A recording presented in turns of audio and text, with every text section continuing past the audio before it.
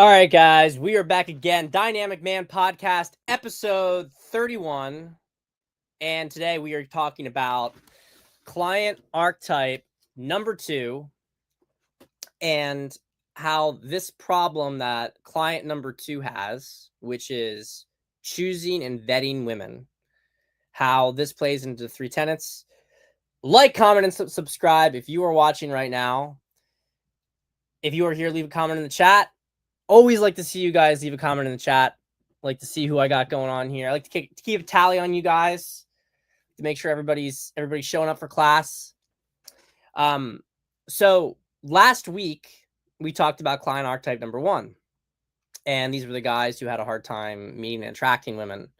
And we talked about the 3 tenets and how it applied to that. I gave you some stories. Now, just a quick refresher on the 3 tenets of a dynamic man. Okay, 3 tenets are overcoming fear, expanding awareness, and operating in good faith. And then there's number 4, test her cooking skills. That is a important tenet. And I'm just joking. That is a good thing to test a woman on, though. That's a good standard to have. Although even if a woman isn't a great cook, she can learn, right? If she wants to learn. What you're actually looking for more than simply skills with a woman is you are looking for interest and intent, right? That's actually a very important distinction that's not often talked about. But good day, Trey. Good day. So this type of client, this individual, usually does not have a problem meeting or attracting women, right? He's got girls. He's usually has no problem, having girls interested in him, getting laid. But what he has a problem with is on the decision point of whether to pursue something more serious with a woman. And this manifests in 2 different ways, right? So you have, on one point, you have the aspect of not knowing the right kind of woman. So they might be drawn to women who are, low quality. And usually what happens for a guy here is that he is not interested in this woman. He's attracting women that he was interested in for sex, but not any woman who he's interested for something more.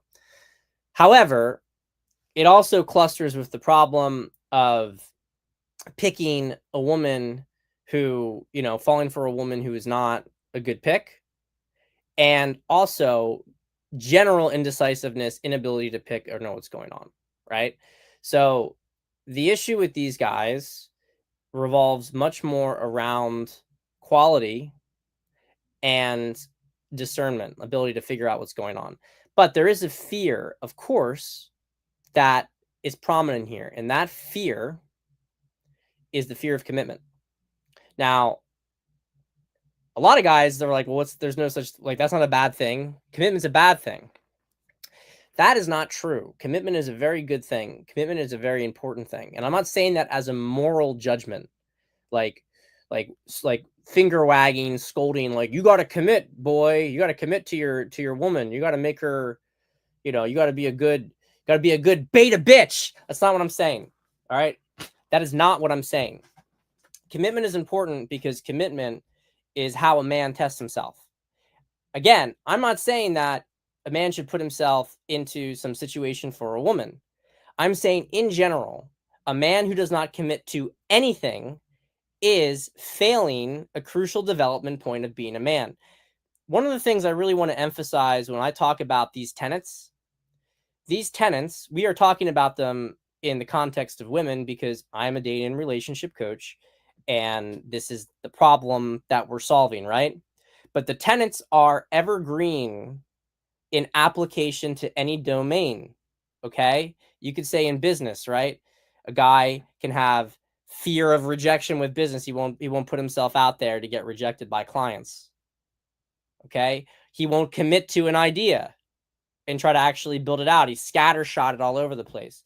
Commitment is a very real thing. Now, guys will say that, okay, well, it's an issue when it comes to, you don't have to do it with women. But as above, so below. If not committing in a business context is going to mean that your business never reaches its full potential, then that is the same thing when it comes to you and your relationship with women. So commitment is something that men do because commitment is a fear. Why are men afraid of commitment? Well, they're afraid of commitment because they're afraid of losing their freedom, which is one of those masculine wounds that we think, like the manosphere thinks that fear of losing your freedom, like freedom obsession, is a healthy thing, but really it's an adolescent thing. It's not an adult manifestation. It is an adolescent manifestation. Um, it is the impulse of a boy who's run away from mommy. Mommy can't tell me what to do anymore. I'm gonna go out. I'm gonna do what I want. That's what it is. It's adolescent rebellion. Commitment is when a man becomes a man, because men exist to serve something bigger than themselves. Again, I'm not talking about like being some simp for women. I'm just saying, what I'm saying here is that for you, you need to be able to commit to things or you are fucked up. That's what I'm trying to tell you. If you cannot commit to things, you are fucked up. The problem is not other people, it is you. So, in the context of women, if you can't commit to a woman, you are fucked up. So internalize that. I don't care what, red pill alpha, some guy with a Roman statue avatar on Twitter who's talking about stoic masculinity, but he's really some fucking dork who doesn't go out and talk to people. I don't care what that person says. I don't care. I don't care about the guy who's been on 1,000 Tinder dates and has never been on a second date in his life. I don't care. You're fucked up. The fruits of your life are going to reflect it. So, with that said, how does this manifest with guys? How does it manifest? So, as we talked about, there's a couple different ways that the fear of commitment can happen. And how it can be a matter of the fact that you're not drawing in women of a high enough caliber, and that's why you're pulling back, right? But let's say that's more of like a, how much you're putting yourself out there emotionally, to how real you're being to women, that you cannot, like a lot of guys who have started off as being very superficial with their game. It can be a good game, but it's just like hookup game. They can get women interested in them, but the interaction has no depth to it. And if they've gone through a development, then all of a sudden they find themselves in this limbo stage where they're between two different types of people. So they're still attracting women who they attracted when they were less conscious, but they can't attract the women that they really want to attract. So a lot of that is dealing with a lot of internal dissonance and more complex fears. I want to keep this simple for the context of this, because one of the really common things that you see, especially today, because we live in a low trust society and the dating market is totally low trust, is a guy who has an otherwise decent girl who cannot commit to her. He can't commit to her. Now, why does a guy in that situation have a hard time committing to a woman? Why is that difficult for him to do? Well, he's afraid of missing out. What else is out there? How do I know that I'm making a good call with this woman? Right? How do I know what could happen? That's one of the main things about it. It is a lack of trust really in their own judgment, and it is fear of, maybe there's something better out there.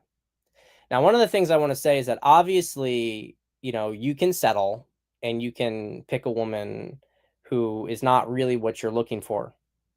Okay? So there's an element when we get to tenet 2, right, of discernment here. Are you having a hard time committing because she is not the right kind of woman? Or are you having a hard time committing because, being able to figure out the difference between these two types of woman? That's an expanding awareness portion to this whole thing. But with the fear portion of it is guys are afraid that if they go forward, then they are not going to have a new, they're going to run out of new experiences. So there's a couple things I want to say to deconstruct this. The first thing I want to say is that you're always missing out on things. Okay. Everything. You are living in one body in one time, right? You are moving through linear time in one single body, time space in one single body. Okay. At least this element of your consciousness is. So every other body in matter and, animated matter in any other place in time or space is going through something different than you. And so you are missing out on those experiences. So grow the fuck up and understand that it's an illusion. You think that that by going out and, getting other women and new experiences, okay, at a certain point, they're basically the same experience with just a different woman. Very marginal difference. Okay. Understand that this is addiction. It's not actually finding new experiences and growing. There's a point, like some guys need to date and they need to date maybe a bunch of different women to learn about women and to learn about themselves. I support that. There's a certain point, and it's subjective. Depends how much awareness you've brought to dating and how many experiences that you've had that have been emotionally impacted on you. But at a certain point, the path of growth is not going broader, but going deeper. At a certain point, that happens. And there's a level of self-honesty that has to occur for you to know this, to understand it, to see it happen. But it's important for you to understand that it is a real thing. That the idea that you are missing out on things by not being single longer is, I don't want to say it's necessarily false, because you are, but by being single longer, you are also missing out on things. And you're actually missing out on a bigger range of things in life. My back is really fucking tight. These chairs suck. I got to get one of those like gamer chairs. Guys don't think about this. They don't think about it.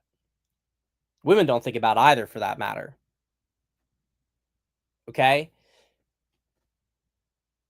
If you are dating for 10, 20 years, you have skipped so many different other life chapters and experiences that you could possibly have.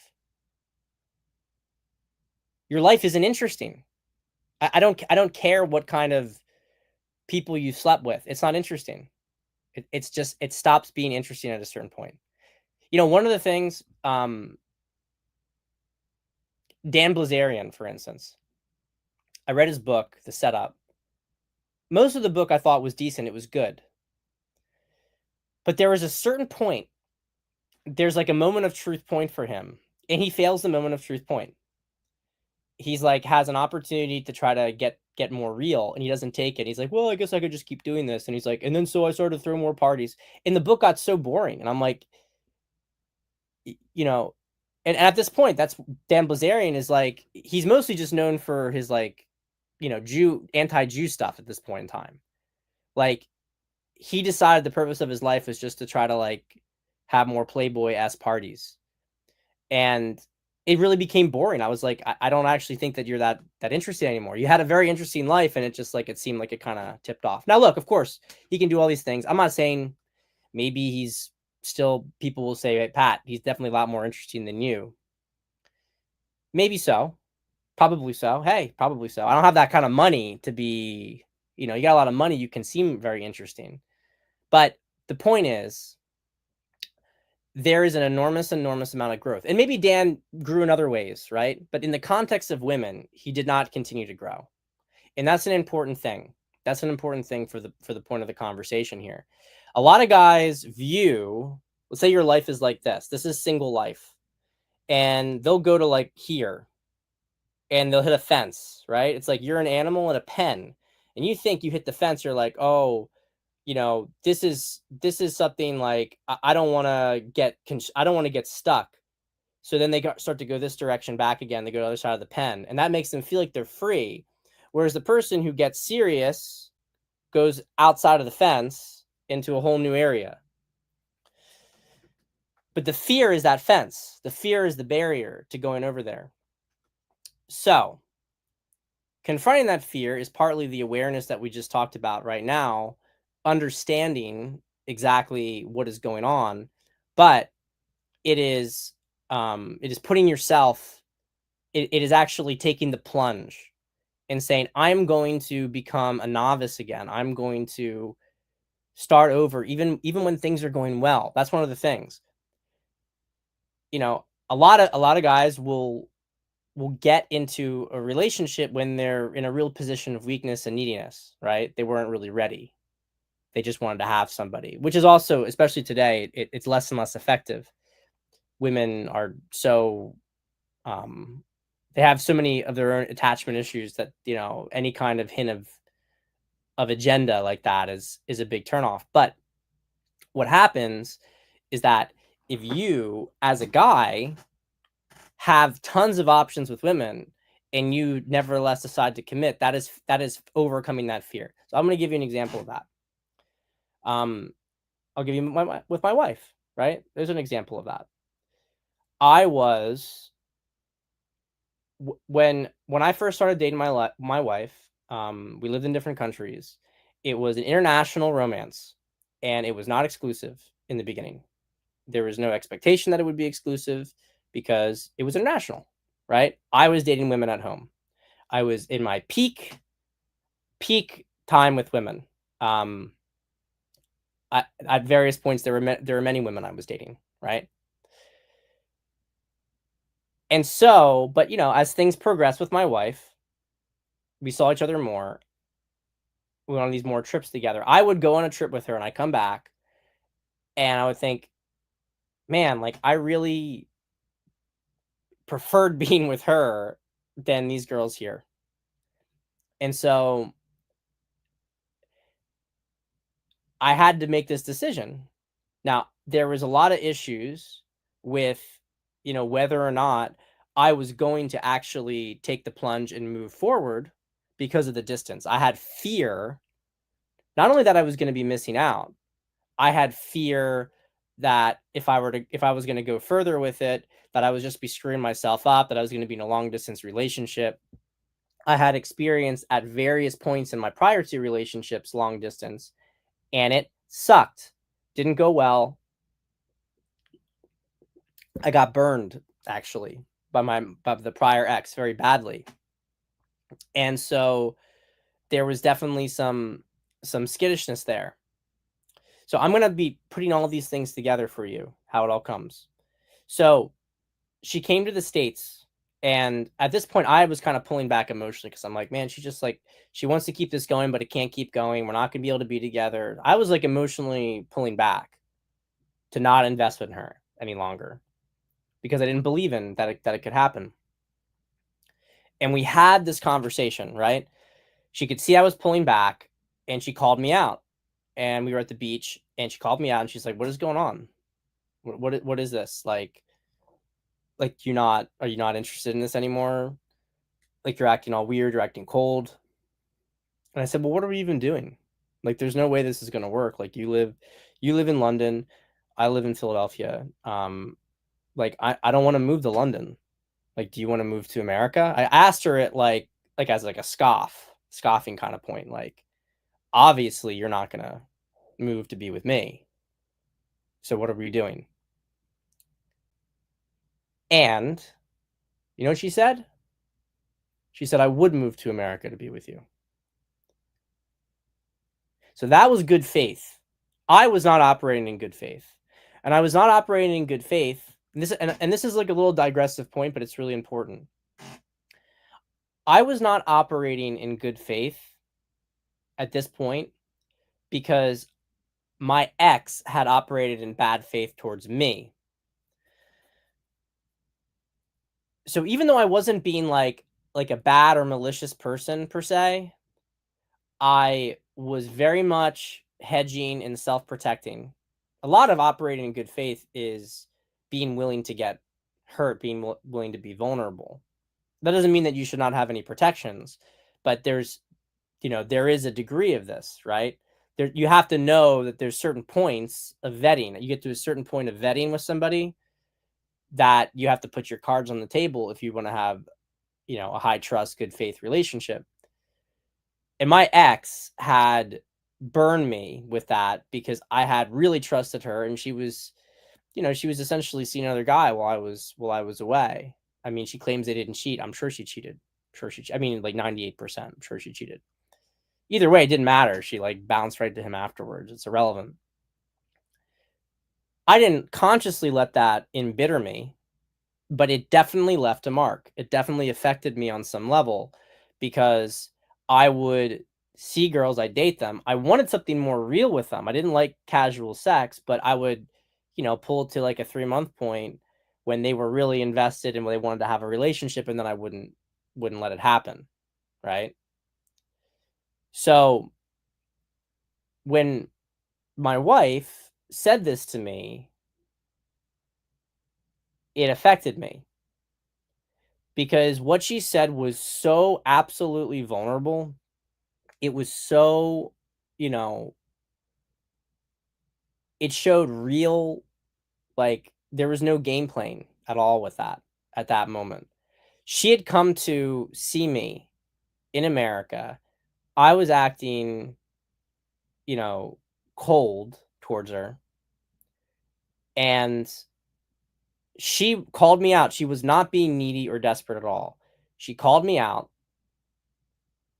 and she basically said, what's the deal here?"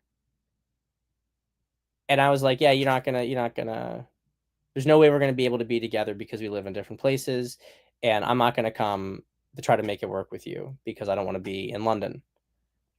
And then she said she would come to America to be with me. And I was so much not expecting that from her. It was like I had this paradigm in my mind, like, it's not gonna work. It's over. I had to go reassess everything. Because now it wasn't that I didn't have a reason that I couldn't commit. You know what I mean? It's like, well, I'm not going to commit to something that's not going anywhere. But now it's like, maybe this could go somewhere. So I took a walk on the beach by myself. So I need to think about this. I processed it. And you know what I remember it so clearly. It was like a full moon over the beach. And I remember thinking, I can always go back to being single. I can always go and meet and date other women if this doesn't work out. But if I don't see where this goes, I know I'll regret it for the rest of my life. So I came back and I told her that that's what we were, that, okay, let's do it. Let's be together. Amazing, beautiful, romantic rest of the trip. 2 months later, we saw each other again. We've been trying to figure out how she was going to get in. We're talking about an H-1B visa. We're talking about H-1B visa. No, but to be honest, I was looking into it. I'm like, this is stupid. You can't get an H1. It's so hard to get an H-1B visa. Apparently, unless you're like some nepotistic Indian, apparently that's what happens. But but it looked really hard to get one, and I didn't want her to, it would be a massive pay cut for her. She couldn't leave the job. And so I'm like, the only way to get her over here, and I'm like, I don't want to do long distance for a long time. If we're going to do this, I want to do it. So after I had conquered that first fear of commitment, I was like, if we're going to do this, well, I'm going all in with it. So I told her, I looked into it, I said, it's not going to work. It's not going to work for you to get a work visa to come into the States. And man, was she fucking pissed. She was so pissed because she thought, because I had already I had been kind of hot and cold throughout this entire thing because of the distance. So she thought that I was like rug pulling her. Like, yeah, it's just not going to work. And she was going to be done then. I was like, no, no, no, no, no, no. Like, calm down, calm down. I'm not saying that like we're not going to be together. I'm just saying a work visa is not going to work. Like, we have to get married. She was like, oh, that's what we did. Okay. So that was operating in good faith, high trust. Now, look, please do not misconstrue that I am saying that you should do some super, super impulsive, marriage proposal because you're operating in good faith and you're not afraid of commitment. Okay. There is the expanding awareness portion of this, and that is your ability to discern who is good from you and who isn't. There was another woman in particular who, while I was kind of in this like early dating period with my wife, who I had been seeing for many months, and she was the logical choice because she was, I did enjoy spending time with her. She was nearby, but I really did not feel like a deep thing for her, and I had a real resistance to try to be with her. But I tried to convince myself to do it, and I could not do it. I don't even consider it like that because it was like days. It was like not even a week. I was trying, and I could not be with her. I could not be exclusive. My entire body resisted it. Okay. The fact that I even tried to push it though was a lack of self-honesty, because I really knew that it wasn't going to be the case, right? I knew that wasn't going to happen. So you have to have the awareness. You have to have the awareness of the situation between you and the woman, and you're also awareness with yourself about what you want, what you're willing to go after, right? The self-awareness portion is really, really important. And I think you start to get it when you do start to reach that, I think you can learn it pretty early on with a woman. But by the 3-month mark with a woman, you really should know whether or not there's any legs to it. You should know whether it has any legs. That doesn't mean it's definitely going to go the distance, but you should know whether it's like, there's like stages of investigation that you have to go through. But this quality stage, this is a major thing that clients have issues with. They have a real issue with being able to find, or rather being able to choose a quality woman in their environment, and to actually make the decision to go with her.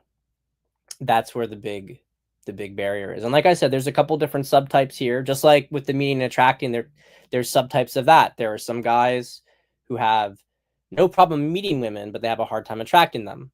There's other guys who are decent at attracting them, but can't meet them. And there's also, to be more specific, there's guys who have different issues at different stages of that entire process, right? Like they might be good at vibing with a woman, but not sparking, sexual desire in her, or vice versa, right?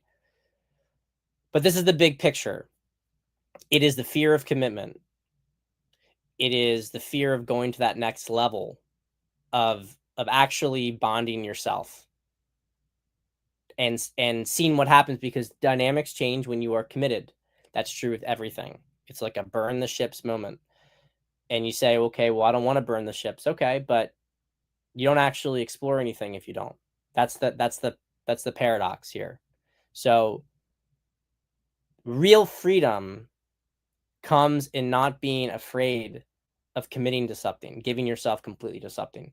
I have given myself completely to my wife, to my family, to my vocation, to my political causes, and I am absolutely free. And the people who always feel like they're trapped are the people who cannot choose anything. And that is why the fear of commitment is so important to confront. So guys, I hope you liked this video. If you did, well, like it and leave a comment. Subscribe to the channel if you haven't done that. Follow me on Twitter. Buy my masterclass. We're going to be talking about this in the updated masterclass. There's going to be a whole section on this archetype.